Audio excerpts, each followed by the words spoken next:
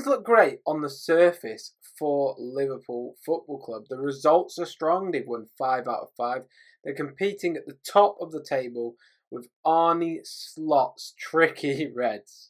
They've also built up momentum, but when you dig into the underlying numbers, things aren't necessarily as rosy as the results suggest. In fact, the stats suggest that Liverpool are overperforming right now in the Premier League.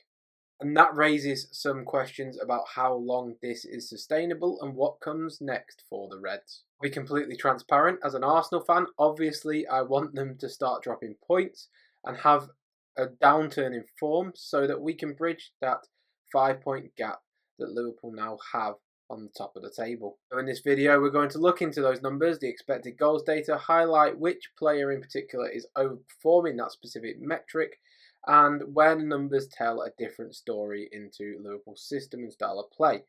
We'll also look into the upcoming fixtures that Liverpool possess and see where they could potentially drop points in the coming games. Of course, if you do enjoy this type of content, want more from me, then please be sure to subscribe to the channel and like for more.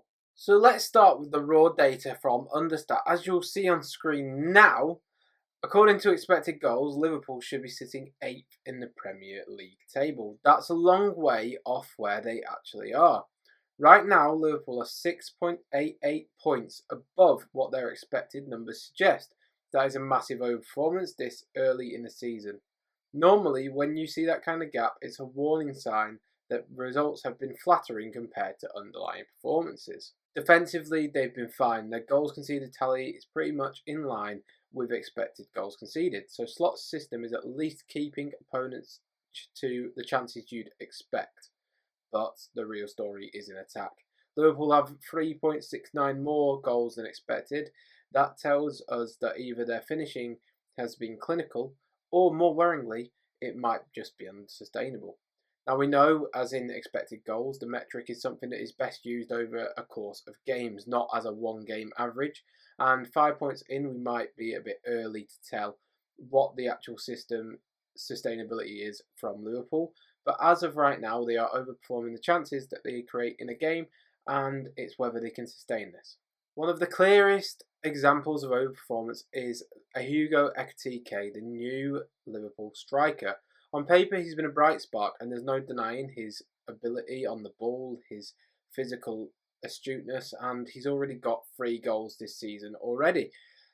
But his expected goals tally, well, that tells you a different story. He's just 1.26 expected goals this season, so obviously he's scored more than he would be expected to do so in the long run. That means he's finishing well above what you would normally predict at this stage, and that could be a hot spot. It could be a case of he's just a very good finisher and always will overperform the expected metrics. Only time will tell. Here's the core issue point. Finishing like that is usually unsustainable across a whole season. Strikers can go through purple patches, but over 38 games, players tend to regress back to what their normal expected goals metric would be. So unless Ekitike is about to have a breakout world-class season where he is a phenomenal finisher, it is likely to balance out eventually. And it's not just Ekitike. Across the Liverpool team, they are consistently finding results that their XG necessarily doesn't agree with. Let's take a closer look at some games. For example, against Newcastle, Liverpool came away with the win, but on expected goals, they actually should have lost that game. Newcastle created the better chances, but Liverpool were more clinical and turned the game around by finishing that way. Obviously, Newcastle actually had 10 men in that game as well, which shows a bigger story than necessarily the metrics suggest. Against Arsenal, the data suggests that a draw would have been a fair result. Instead, they walked away with a 3 points because of an absolutely phenomenal free kick from that Dominic Szoboszlai. A moment of world-class magic. With games like this, the margins are so fine for Liverpool that it shows that they are leaning at the moment on small swings going their way. Well, what does that mean then? Well, the first point is that Slot's system at Liverpool Football Club is still new. He's brought in a lot of players and transitioned the team to go in a different way, and therefore Liverpool are adapting, and sometimes when you're in transition, results don't always reflect the process. The worry is, though, that currently the underlying performances and the metrics point to being not quite at the level required for a genuine title contender. If they continue playing as they have started the season off, then results may start to dip, because as the old saying goes, numbers do not lie. Outperforming XG over the short periods is fine, but over an entire season it does usually catch up on teams. But let's not be too negative here. There are reasons to believe that Liverpool can actually improve on the underlying numbers. Alexander Isak is set to play a game for the Reds, and he will obviously have a massive role going forwards. And we all know Mo Salah hasn't started the season very well yet, and he can always catch fire at any point. If Salah starts to play well consistently, Slot tweaks the balance of his system, Isak comes in and does well and hits the ground running, then Liverpool's expected goals will start to obviously increase, which would mean that they would likely start to get a performance level that is on par with the results that they've had so far. Here's where it gets really interesting though. Liverpool's next run of fixtures is where the schedule turns tricky, and we will see really if they are title retaining contenders. They've got Palace away, Chelsea away, Man United at home and Manchester City away in the space of the next 7 games.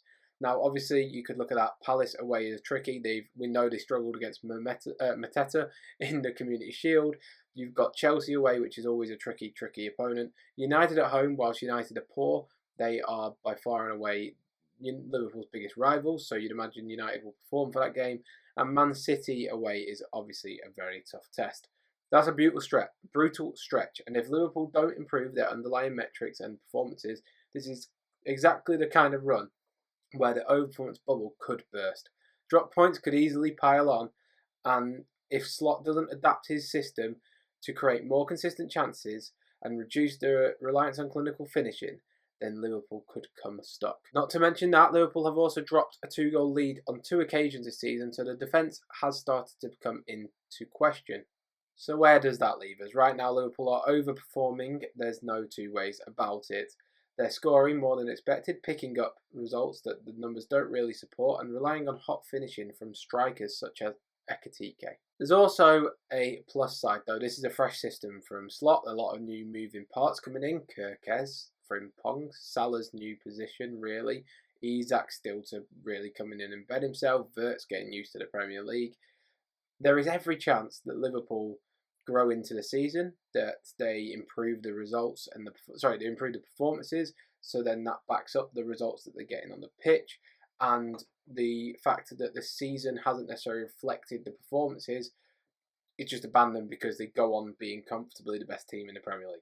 The question is whether they can adapt quickly enough before these performances and underlying metrics that we've seen from Liverpool come into play and they eventually drop inevitable points.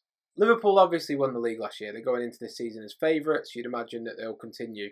However, there are cracks that are starting to show. It all remains to be seen whether Liverpool Football Club can improve on their overall performance and balance of the squad, and that basically comes down to Arne Slot, who we know is a fantastic manager. I believe that teams such as Man City and Arsenal, whilst they've dropped points at the start of the season, Arsenal specifically have seemed a lot better on the overlaying numbers. You also look at the likes of Palace, who have done really well on those metrics in terms of performance. It's going to be interesting to see if Liverpool can sustain the current overperformance, or if alternatively they can turn it around and become a dominant presence in the Premier League performance-wise. Obviously, the results suggest they haven't dropped any points. They've been immaculate. They've been amazing in that regard. And ultimately, all that matters over the course of the season is 3 points. I hope you have enjoyed this breakdown. Make sure you like this more statistically, deep dive into the Premier League, and more specifically title rivals Liverpool Football Club. Thank you for watching. As I said, subscribe, be sure to like, and also share the video if you are new. Thank you for watching. Bye-bye.